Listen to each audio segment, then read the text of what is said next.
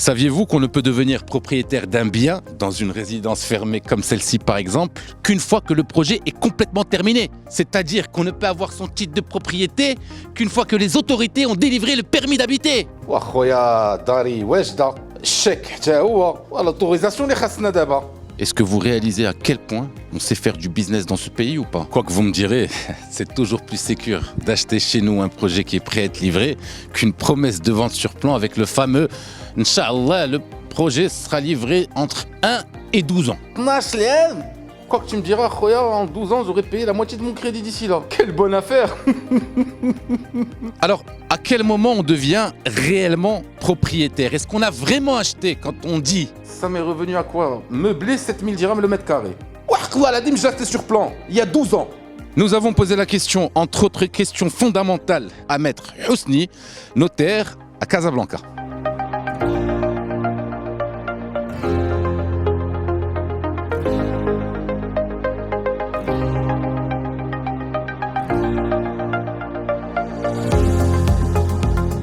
Bonjour Maître Husni, vous êtes notaire à Casablanca.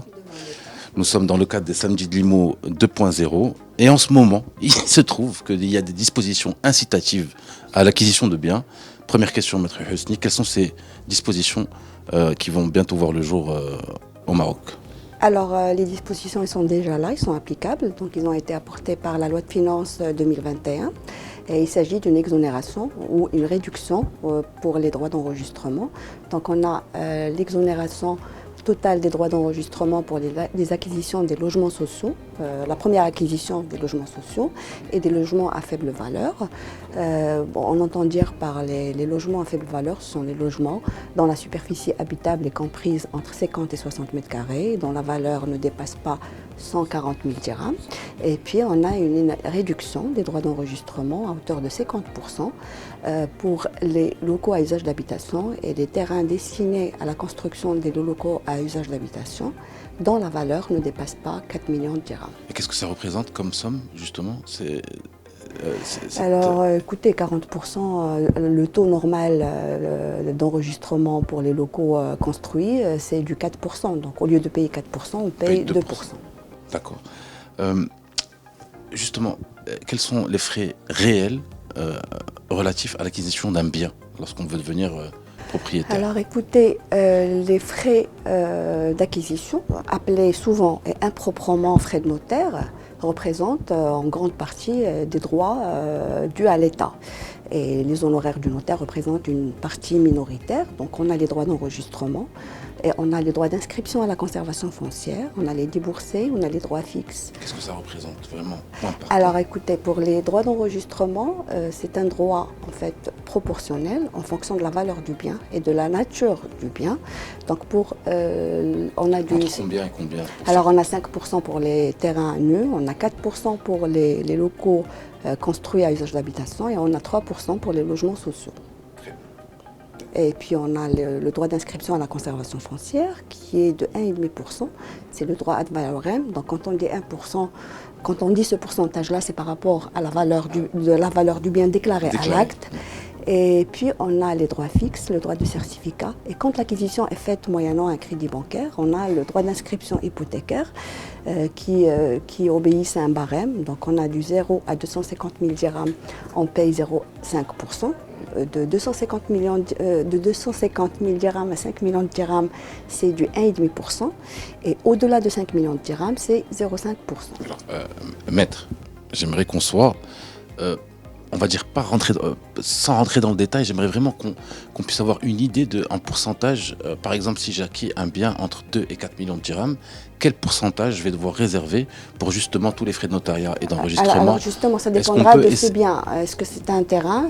Non, c'est un bien, un appartement, une villa, on va dire, pour cette question. Donc, à peu près, en temps normal, pas dans le cadre de ces dispositions avantageuses, on a du 4% pour l'enregistrement, 1,5% pour la conservation foncière et 1% pour le notaire. Donc c'est à peu près 6,5%. 6,5%. Qu'on paye en plus de la valeur du... Absolument. Ok, et qui sont qu'on peut obtenir en demandant le crédit, oui ou non? C'est la question que je pose. Absolument, il faut la poser à la banque. Oui, certainement. D'accord. Alors, qu'est-ce qui va se passer à partir de juin 2021? Alors on va revenir au taux normal. Ah bon? Alors, attends, donc si on veut bénéficier Il faut de ces réaliser incitations à avant- l'achat, voilà. il faut y aller avant juin Le 30 2021. juin. Les samedis de Limo, c'est donc une formidable opportunité pour profiter de ces dispositions. La loi de finances 2021. Souvent, on est tenté à acheter un bien sur plan parce que les prix sont compétitifs par rapport à un bien fini. Alors, la question est simple, à quoi doit-on faire attention lorsqu'on veut acquérir un bien sur plan? Alors, acquérir un bien sur plan, c'est possible seulement, et il faut tâcher à ce que cette acquisition se fasse dans le cadre de la VFA. Alors, la VFA, justement, c'est lorsque vous vous portez acquéreur d'un bien en cours de construction et dont les paiements s'effectuent au fur et à mesure de l'achèvement des travaux. Donc, ce mode... Il y a 3 phases. Justement, donc ce mode d'acquisition a été bien encadré par le législateur, justement, pour préserver les droits de l'acquéreur et également ceux du promoteur. Donc aujourd'hui, quand on achète un bien, il faut absolument veiller à ce qu'on signe un contrat de réservation encadré par cette loi-là. Donc la VFA en général, il y a 3 étapes.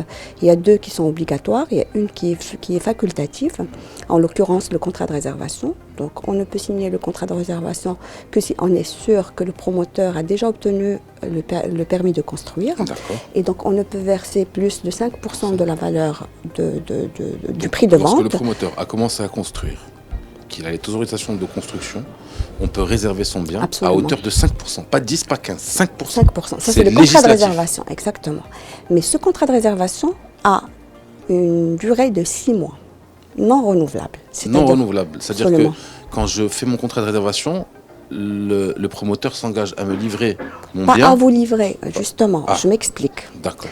Donc, dans le cadre de la VFA, donc on va acheter un bien qui, soit que les constructions ont déjà commencé, soit qu'on a toujours rien que le terrain, les débuts de fondation. D'accord, ok. Et on est intéressé parce que le prix peut-être est attrayant, on a la possibilité de payer notre prix échelonné, donc c'est plus facile. Donc comment il faut faire? Au moment de la réservation, il faut tâcher à signer un contrat de réservation authentique ou dont la forme doit être obligatoirement authentique ou ayant une date certaine. Et ce contrat de réservation va avoir une durée de 6 mois. Quand je dis 6 mois, ça veut Qu'est-ce qui dire... se passe au bout de 6 mois? Absolument. Donc au bout de 6 mois, soit qu'on va passer à la signature du CPV, qui est le contrat préliminaire de vente en état futur d'achèvement. Où je soit rajoute quand- 5%.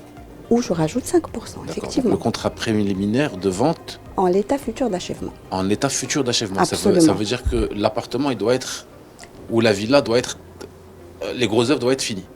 Non, Non, pas forcément. pas forcément.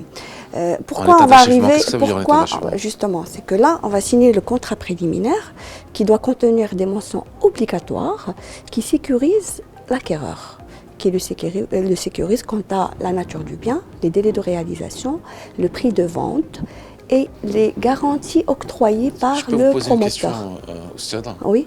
Est-ce que les ventes sur plan sont fréquentes au Maroc? Alors, ils sont Parce que- fréquentes, parce mais que de ce- cette manière, Hein? C'est compliqué quand même. Administrativement, il y a beaucoup de. il y a beaucoup, absolument. On décourage plus Absolument. celui qui va acheter sur plan Absolument. que. Donc finalement, c'est des petits arrangements qu'il y a le plus souvent entre le promoteur et celui qui va réserver l'offre. Absolument, mais ça n'arrive pas chez nous. Le Oui. notaire, Vous, il le ne peut notaire, vous faites toucher. des choses. Absolument, soit qu'on est dans le cadre de la VFA, soit qu'on va signer un compromis ou un acte définitif sur un bien dont le permis d'habiter Très est déjà bien. obtenu. Donc premier 5% lorsqu'on réserve. Oui. Deuxième 5% C'est lorsque au moment- l'appartement arrive en état d'achèvement. Lorsqu'on signe le CPV. Lorsqu'on signe le CPV. Très bien. Absolument. Et troisième phase, Alors, la troisième phase, c'est la signature. En fait, la troisième phase, elle est de 60% du prix de vente et elle est étalée sur 3 phases. On a et ces 60%, ils seront échelonnés, dont les proportions seront déterminées d'un commun accord entre les parties, et ils vont être répartis sur 3 phases. On a la première phase, c'est la phase des travaux de fondation au niveau rez-de-chaussée.